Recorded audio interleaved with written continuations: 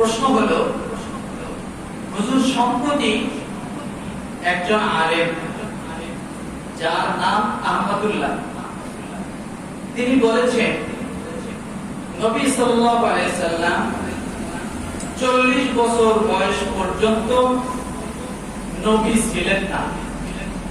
40 বছর বয়সের পর তিনি নবী হন। এই কথাটা কতটুকু সঠিক দয়া করে জানাবেন। আসলে এই বিষয়টা আমাদের একটু আলোচনা চলছে, তাই না? আসলে আমাদের বোঝা ভুল।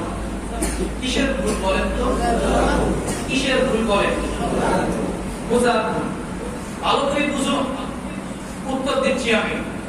1 নাম্বার, আল্লাহ রাসূল সাল্লাল্লাহু আলাইহি সাল্লাম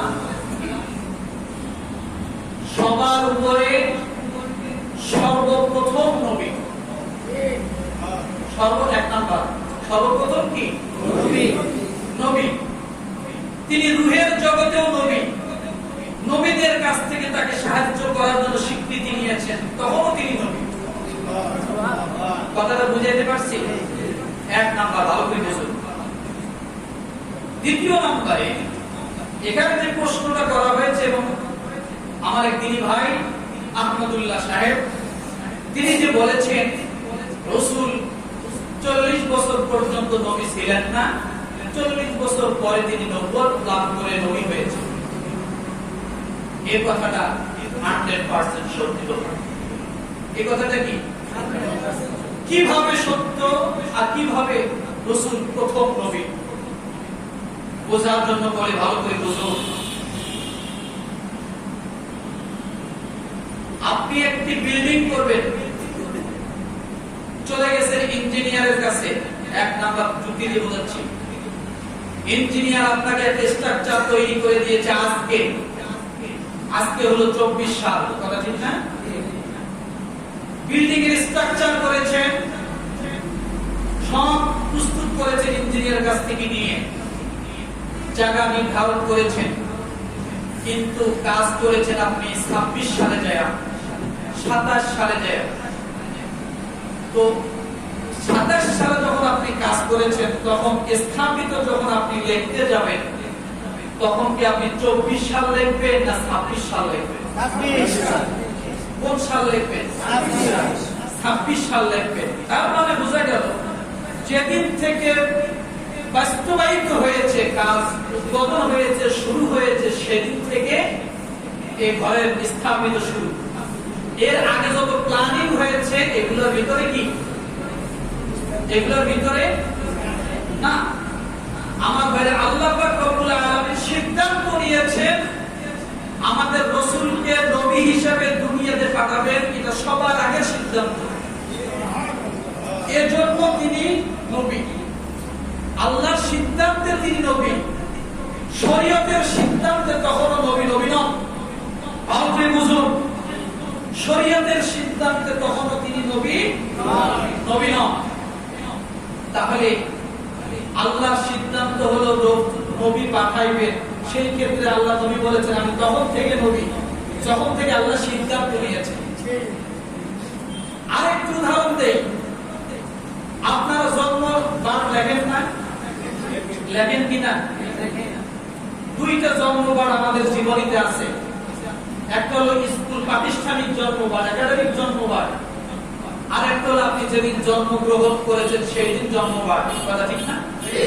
যারা লেখাপড়া করেছেন ভালো জানেন। কিন্তু আপনি দুনিয়াতে যেদিন আসছেন সেদিন জন্মগ্রহণ করেছেন, সেই দিন থেকে আপনার জন্মদিন তারিখ লেখা। কিন্তু আপনি মায়ের গর্ভের ভিতরে যেদিন এসেছেন, 9 মাস মায়ের গর্ভের ভিতরে ছিলেন, তখন কি আপনি জন্ম হননি? তখন আপনি জন্ম হননি?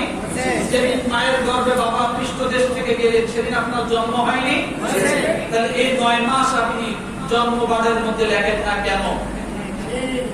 মায়ের গর্ভে যতদিন ছিলেন তখন আপনি সন্তান হিসেবে ছিলেন না? তখন আপনি সন্তান হিসেবে ছিলেন, কিন্তু আপনার জন্ম হয়েছে দুনিয়াতে যেদিন আপনি আসছেন সেদিন থেকে আপনি জন্মবার লেখেন।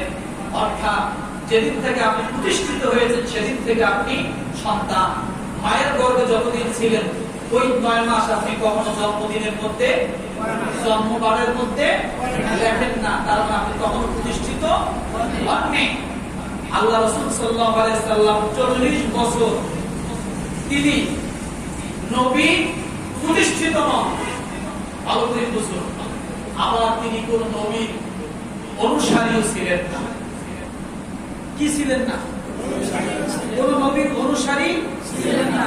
তিনি প্রতিষ্ঠিত নবী নন। তিনি কি কোরআন থেকে দলিল দিচ্ছিলেন? এই না আমার ভাইরা, আল্লাহ পাক রব্বুল আলামিন সূরা দাহায় বলেন, ওয়াজাদাকা দাল্লান ফাহাদা ওয়াজাদাকা আইলান ফাআগনা। এই 40 বছর নবী কি ছিল সেটা বলছি।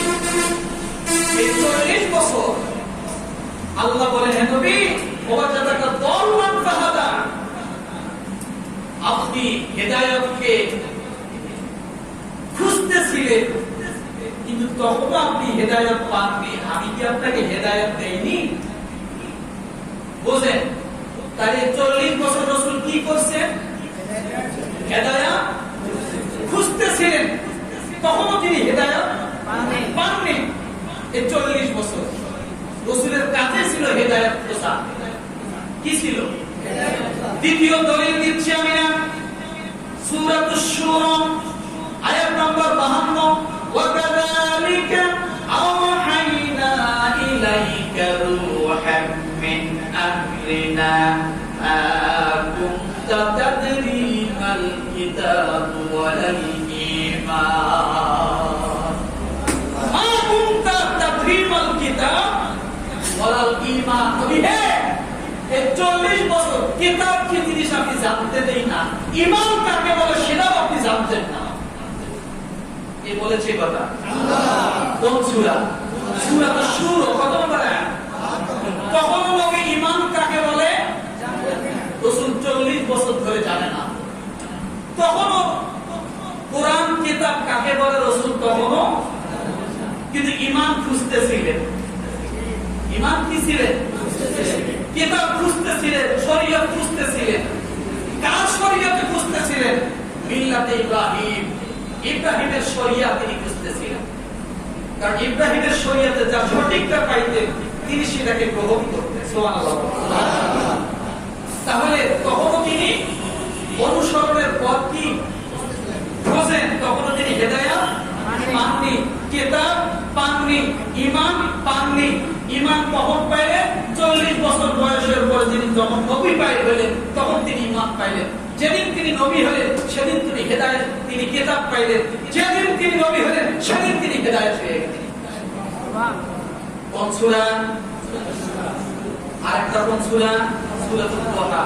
দুহা তো সবাই জানে, পড়ে নেবেন, আয়াত নাম্বার 52 পড়ে নেবেন। আল্লাহ তাআলা আমাদের সকলকে সহিহ বুঝ দান করুন, সকলে বলি আমিন।